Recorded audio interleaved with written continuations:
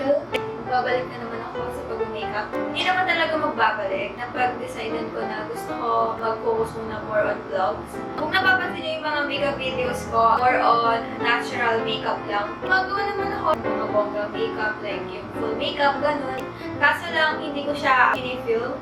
Kasi nahihirapan ako. It takes time para mag-full face. And ngayon kasi, hindi kompleto yung mga makeup ko. Ayun, wala akong eyelash glue, gano'n. Kaya lang ako gumawa ng makeup video dahil wala akong magawa. So, itong makeup look na ito ay aking everyday makeup. Pag gusto kong mag-selfie, gano'n. Ayun, ito yung ginagawa kong makeup.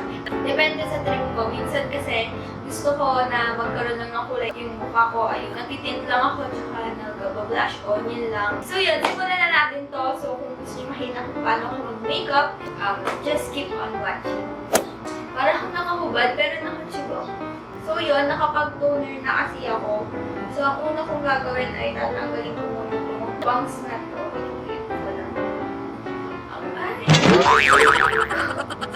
Ang first kong ginagawa is mag-toner. Since tapos na ako mag-toner, proceed na ako dito sa ginagamit ko, pimple elixir. Para to sa pimples, effective to sa akin na pang-pa-dry na pimples. Mostly ng pimples ko sa noo, ayoko na ipakita kasi nakakahiya na. Pero ayun, nadami kong breakouts ngayon. So ito yung nilalagay ko. Ginagamit ko to everyday, pero depende yun sa mood ko. Minsan kasi tinatamad talaga ako. Pero mas maganda kung every night naglalagay ko ngayon nito bago matulog. Pero hindi ko alam sa inyo kung effective ba. Pero sa akin kasi effective siya. Nakakapag-padry siya ng pimples. Ayan.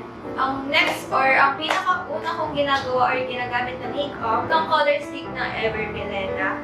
So, ang shade nito ay hindi ko alam kasi nasira na siya. Basta ito muna yung ginagamit ko. I-blend ko lang siya using my fingers.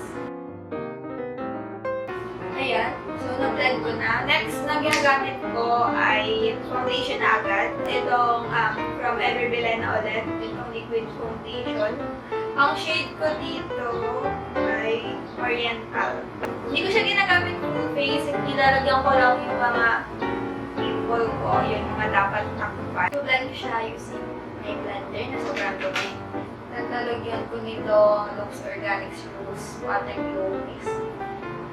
Spray ako po. Ganito yung ginagawa ko para masakasa siya.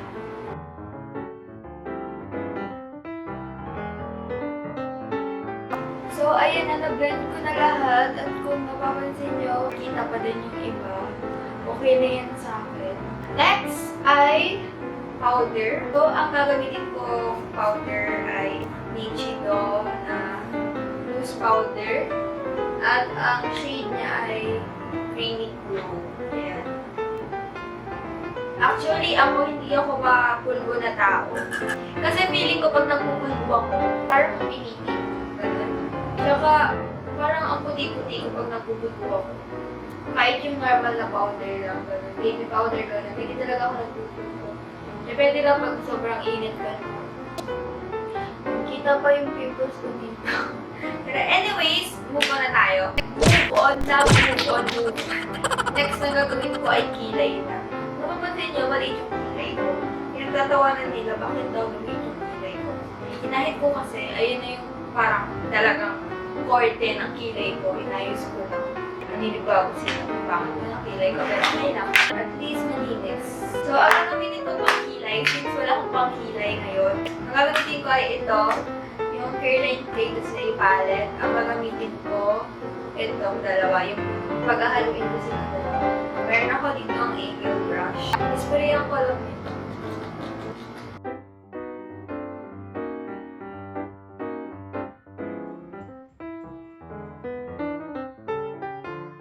Kapag diba, hinayos ko yung brightness kasi parang namumula ako kanina. Next na gagawin ko ay magpo-contour ako or mag-bronze. So, dalawa yung gagamitin ko from EB Advance, parehas.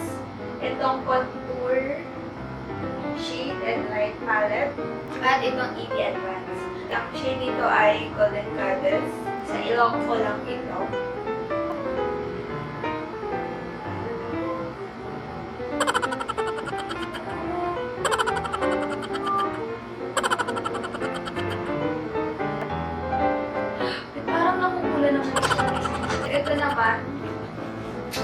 yung gitna. Pero usually yung ginagamit ko talaga is ito. Ito yung pinaka-light. So, ito yung gagamitin ko para sa dito. Para mag-ito. Tawag dito. Nakalimutan ko na. Tawag dito. Cheekbone. Pero ayan. Ganyan naman yung hindi sobrang halata. After na, mag-blush. So, ito yung gagamitin kong blush. Ulit, from Caroline. Dito sa may palette. Ito, yung dalawa. Maghahalawin ko. Actually, hindi talaga ito yung ginagamit kong blush.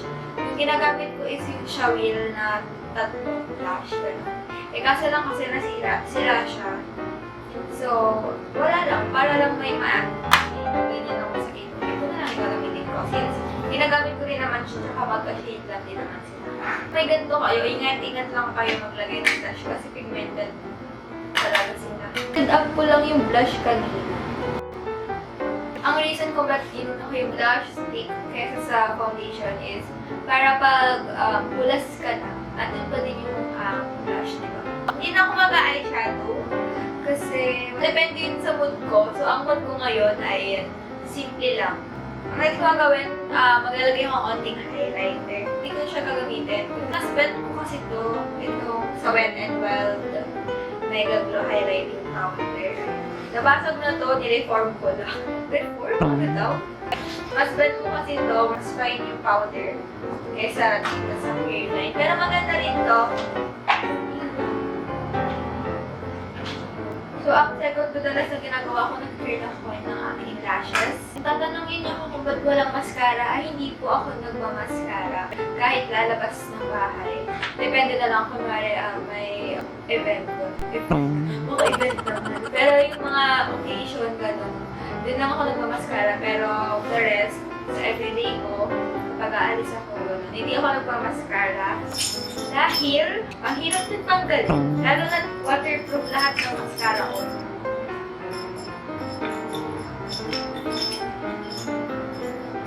Kaya na ng aking lashes kahit walang mascara. Natural na. So, ayan. Proceed na tayo. Ang next kong gagawin, nag-lipstick ako. Ito yung gagamitin ko para sa lips ko. So, gagamitin ko, 2 tint at isang lipstick. So, ang una kong ilalagay ay ito. Ito ay bigay lang sa akin. Ito ang lip and cheek tint. Shade nito is parang medyo nude. Ayan, ganyan yung kulay dark. Dadagdagan ko pa ulit ng lip tint. Ito naman ay galing sa tint up. Sobrang pigmented nito. Powder tint to. Ano ba? Powder matte tint. Ayan, sobrang pigmented. Namali ako ng pili ng kulay. Ayan, sobrang kapal niya. Diba? Sobrang cool. Actually, okay na tayo kung gusto niyo yung fresh makeup. Pero sa akin kasi gusto ko talaga yung nude lipstick. Tapos powder. So ito, gamit ko na rin ito sa aking channel. Ito ay galing sa Sunny's Face. Yung Fluff Matte nila. Ang shade nito is Moodis. Yung pinaka-nude sa lahat. Papayit ako sa inyo yung difference. So ayan, tapos na pala ako mag-makeup. Tapos na ako sa babae. Char. Talagyan ko nga ito. Pero social. Talagyan ko itong color ko. That's my acid. That's my acid. Kailangan ko talaga. Sabi ng iba, payat ko na. Oo, tanggap ko na mapayat ako. Pero hindi nyo kasi alam kung ano yung pinagdadaan ko. Yung ang payat-payat ko, tapos hindi ko alam kung ano gagawin ko sa aking chan. Kasi ang taba niya talaga. Hindi siya flat. Mataba siya. Tsaka yung dito ko. Malaki yung braso ko. So, parang meron akong puwet dito. Parang may puwet dito. So, nahihirapan ako. Underweight ako. Pero, ayun, malaki nga yung tummy ko. Nag-start ako mag-workout dahil wala naman akong ginagawa. Pero sana hindi ako tamarin. Kasi one day na nag-workout ako. 2 weeks lang ata. 3 times a week yun. Tinigil ko na. Medyo onti lang yung ginagawa kong workout. 30 minutes lang ata ako nag-workout. Kailangan ko din syempre kumain ng kumain. Hindi ko binibigilan yung sarili ko kumain. Kailangan ko rin magpataba at the same time magpapayat. Sorry. So, ayan yung makeup ko. Ayan yung mukhang lagi niyong nakikita kung may nag-picture ako or nag-selfie. Buti na lang pati kami ng bangs mo ngayon. So, ayan ang aking full makeup.